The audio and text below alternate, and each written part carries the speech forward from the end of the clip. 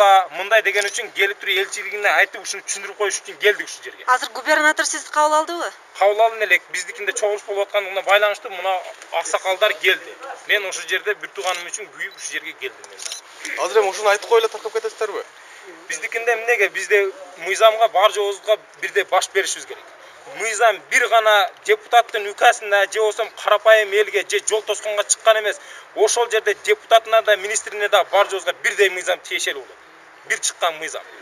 Биз ошол мыйзамга баш ийип ошон үчүн келип туруп ушуну туура жеткизет деген ойдо келдик. Ушул. Аты жөнүңүздү айтып койсоңуз. Атым Орунбек, фамилиям Кадралиев. Кадралиев Орунбек Карымшакович. Эже сизди аты жөнүңүз. Бишкекте дагы айтып келдим. Эгерде түз неме көз менен карап муну чечип бербесе, мен кызым ичкериде иштейт. Алардын колунда. Мен тышкарыда ачкачылыкка отурамын. Бар. Бу жерде эмес, Бишкекке отурамын. Анан кийин бүгүн дагы айтам. Андан кийин жолдо көргөзгөндөн кийин мына бар жоңуздар сиздерди бүгүн ата-энеңер баргыла барып туруп ошол жерде мынаны тарткыла деп жөнөттүбү? Силер өзүңөр жооп бересиңер.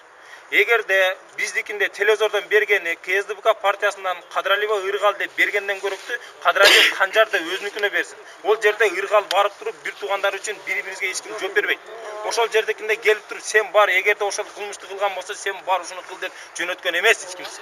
Ошондуктан бурмалап, ону муну кошо койбостон туура беришиңерди суранабыз.